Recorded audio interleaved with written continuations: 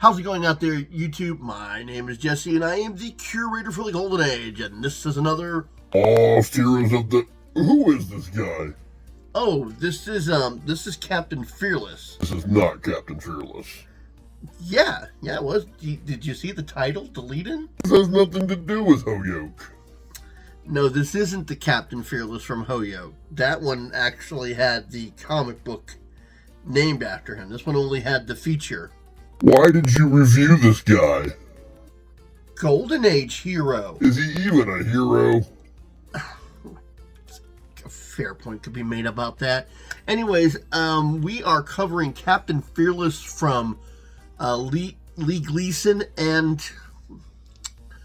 I'm not really sure whether I want to call him a hero. His only prominence was in his first issue. Even though the second issue was named after him, he appeared in less panels than essentially his sidekick, kind of an ally. This is a weird one. This is probably something that would have sat better in the time of pulp comic books.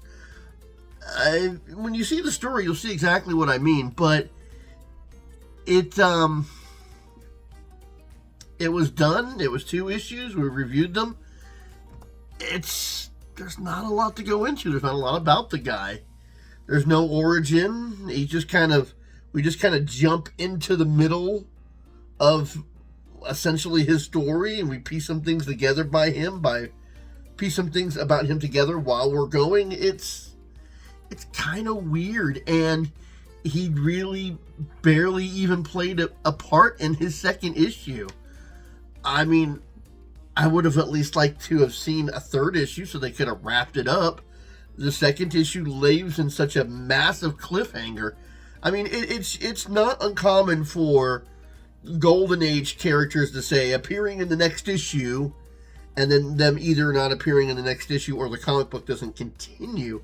But there's not usually such a massive cliffhanger that we're ending on that doesn't get followed up in any other comic books. Comic book gets reprinted, the ending doesn't get solved. So, here's as much of a lead-in as I can get, and then we covered the first appearance. So here's Captain Fearless on this Lost Heroes of the Golden Age. Captain Fearless first appeared in Silver Street Comics #1 in 1939. The publication was Liv Gleason, and he was created by Malcolm Kildale. There is very, very little to say about Captain Fearless. He had 2 appearances in the first and second issues of Silver Street Comics, and then he just kind of disappeared. Now, he would appear in Silver Street number 22, but that was a reprint. And I actually like the colorization of the reprint better. In the second issue of Captain Fearless, they did the same thing like they did with the Wasp comic that I reviewed before I started the Golden Age format, where they had kind of like a white and a very light red. I didn't like that kind of colorization, but what they did in issue 22 is they actually added more color to it.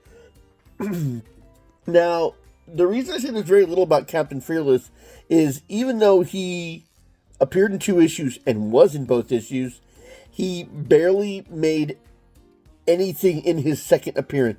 In his first appearance, he teams up a Marine, and they start taking on the Chinese, I guess it's a Chinese military, who wants to get the weapons that Captain Fearless is in possession of.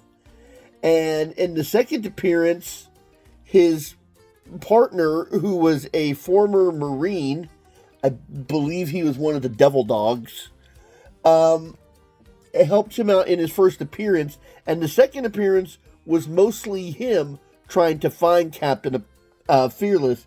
Captain Fearless was captured and tortured by the Chinese, And in the second issue, we focus on Dugan trying to save Captain Fearless, and we don't know if he was successful. He initially will find Captain Fearless, go to get help, and by the time he gets the help of other Marines, Captain Fearless has been moved and we don't know where he is. So I do like how the first issue falls into the second issue, but it was very, very short-lived. I mean, there wasn't too much to go into about it. Just the two appearances, and there's nothing else about it. The research I found was very limited. In fact, when I searched for him online, I kept coming across the Captain Fearless from Hoyote Comics. So I was having a lot of trouble locating any information on this Captain Fearless. But I would have liked to have at least seen a third issue where Dugan could have saved Captain Fearless, and that's just what it was. Last we saw of him, he was strapped to a table, and he told Dugan, go get some help, and then nothing. I really don't know why it didn't keep going. Silver Streak started going in a really different direction after the second issue. That's when they actually introduced a titular hero that the comic book was named after. And there's just nothing else to go on about it. There's no origin story, no strength, and no origin story, no superhuman abilities, no strength, no speed. He seems to be a fighter and a fisherman. Or a swimmer. Fighter and a swimmer, not a fisherman. Why is he a fisherman? Because he'll end up in the water. He's a fighter and a swimmer. That's about all I can really say. I think in the second appearance they called him a soldier of fortune, which that's a name for a person who goes out there and just tries to make money off of adventures. But no cover appearances, no featured stories. It was slightly interesting. I kind of would have liked to have seen it go on longer, but that's all we got was the two appearances. I really wish I could make this review longer, but there's really nothing to go on about it. So let's go ahead and cover the first appearance, where you actually get to see Captain Fearless do something. And like I said, the second appearance was just his partner trying to come to the rescue. So let's go ahead and get into this. Captain Fearless by Malcolm Kildale. With wanderlust in his powerful blood, Captain Fearless ranges the wide world in search of exciting adventure. Wherever there is fight, trouble, intrigue, there you'll find Captain Fearless going into action. I'm not sure what this scene is supposed to represent here. I mean, is he getting out of the way? Is he tossing this guy down? I really don't get that one. Okay. So we go to the boat. We see on the edge of the boat it says Wasp. The blockade running slope the Wasp. 2 days out of Calcutta, India, with munitions for the Chinese government. In command is Captain Fearless, young, handsome, swashbuckling, former All-American halfback. I guess we just needed to describe who he is in one sentence. Okay, so we see him getting set upon, and he recognizes that he's about to get stabbed. So he makes quick work of his assailant, and then the knife just barely hits him another inch, and that would have been a close shave. So we have a little mutiny too, huh? Okay, rats, let's get into action. So we see that he's being set upon by his crew, who's doing a mutiny, and he eventually gets brought in. Take this dog below. He shall pay for the trouble he's caused Tin Ling. It's really weird, because this is Tin Ling right here, but he keeps referring to himself in the third person. Anywhere where he would say me or I, he says Tin Ling. It's kind of weird. Like right here in the beginning of the next, right here when he starts talking. Greetings, Captain Fearless. You are a very tough person, but Tin Ling, take that out of you, huh? Okay, so he's talking to Captain Fearless, and I mean, he's so horribly offensive. Why, you hop-headed little pig, if I had 2 minutes alone with you, I'd make a dish of chow mein out of your hide. Don't be disrespectful, is basically what Tin Ling says. And he says that it's very simple. He wants the guns aboard. It's very simple. The guns and ammunition aboard. With them, I will force the people of Tenxing's province to yield. See, again, referring to himself in the third person. He wants to be a prince of Providence. So he wants the guns, and he wants Captain Fearless to assist with that. I'm thinking because, Captain Fearless is the sailor. I'm not quite sure. So he gives him an offer, and then he calls him Slant Eyes. That's what he calls him. And then, careful what you call me, Captain, or I will kill you. Yeah. I mean, you're his prisoner right now. Why would you insult him? Okay, so he wants Captain Fearless to work for him because, and he says, you are trusted by the Chinese. They consider you a man of honor. Well, they inform you when the shipments and munitions arrive at Calcutta for China. So he knows that he's going to be the contact for more weapons, and that's why he wants Captain Fearless to work for him, so he could be able to get more munitions. And let's see, he has his village called Fu Ping. That's where his village stronghold is. So that's it. Me, a licensed mate turned pirate. If you think I'll throw in with your kind who would sell out their own country for self-gain, you slap happy. For self-gain, you're slap happy, you old fossil. You put that E way too close to the R for me to get that properly the first time.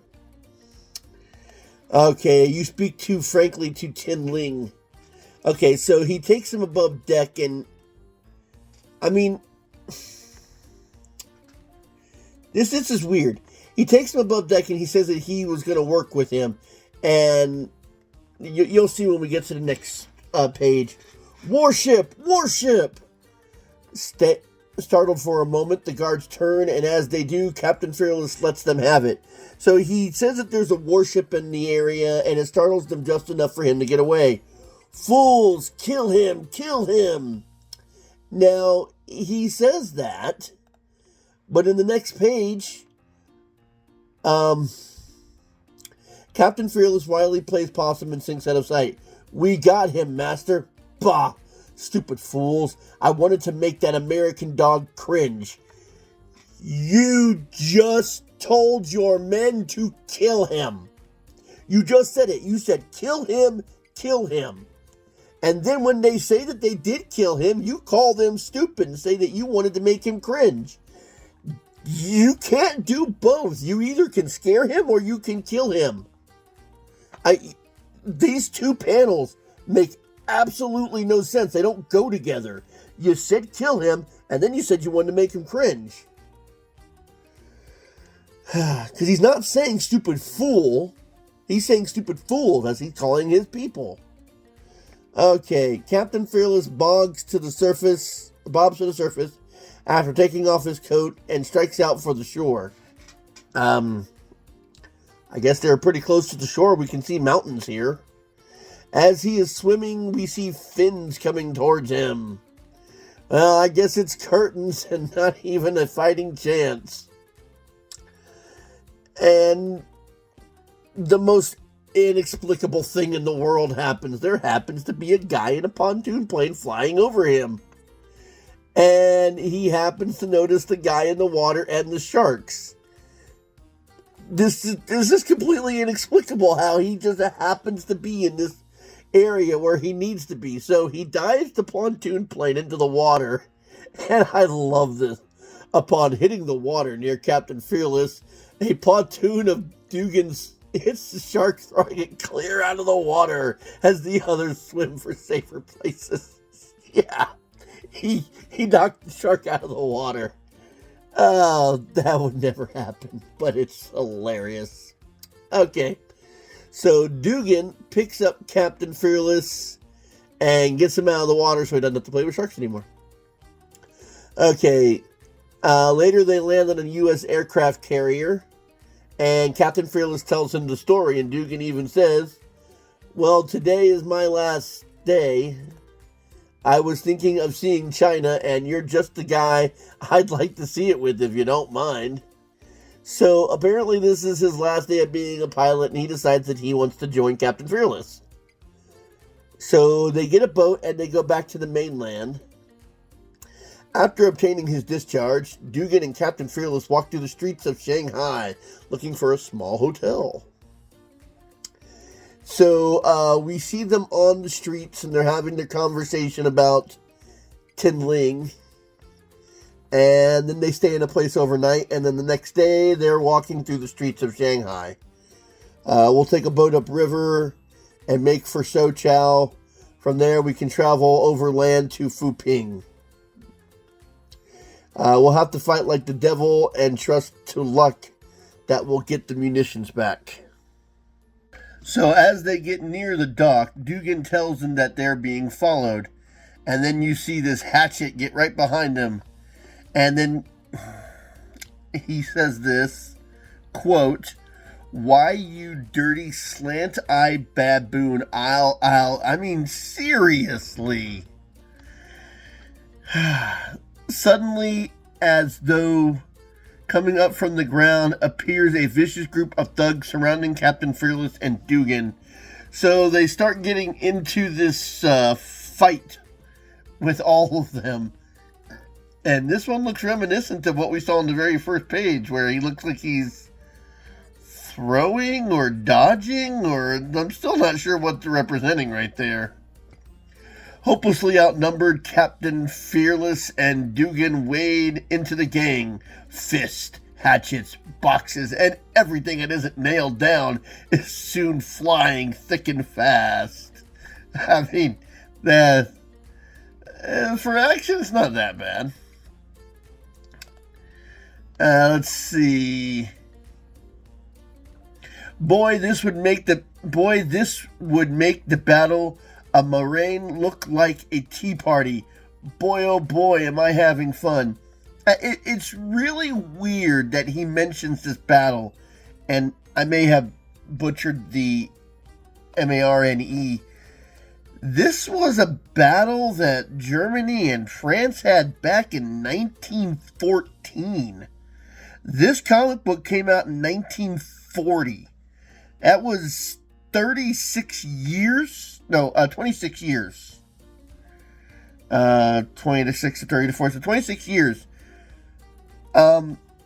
It was a battle that the Germans tried to invade France, and the French army and the British army fought back the German army. Why would an American publication having two Americans fighting the Chinese say anything about a battle that didn't involve the Chinese or the Americans in any way that happened 26 years earlier? It makes absolutely no sense. I know it was a battle from World War II, but there were any number of other battles that they could have named. It is really odd that they brought this one up. I mean, they don't have anything to do with Germany, France, or British. It didn't make any sense for him to mention this war. Was it like the only war of significance out there, so that's the one you decided to name? A war that happened in World War II 26 years earlier? I mean, I'm harping on it, but it doesn't make any sense to bring it up. I mean, I had to look that up to even know what it is, because even I wasn't familiar with that. One after another, the yellow men fall. I don't know why they insisted on making a Chinese yellow. I think back then we actually did call them yellow. I mean, you see it littered all over the Golden Age. So they're fighting, and it looks like they might be getting the upper hand, but then a crate bounces off Captain Fearless's skull. Oh, well, if a crate fell on him, then I don't think he's going to survive that. I mean, look at the size of the box.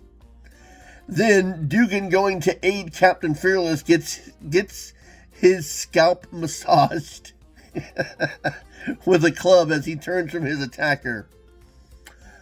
You know what Master says to do with the American dog called Fearless. So get going. Throw other one with Loudmouth in river. Yeah, well, Dugan was doing most of the talking. So they throw Dugan into the water, and they capture Captain Fearless.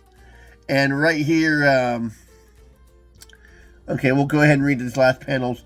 Dugan is tossed into the river as Captain Fearless is carried away. When Captain Fearless comes to, he finds himself in a low-ceiling, dungeon-like room.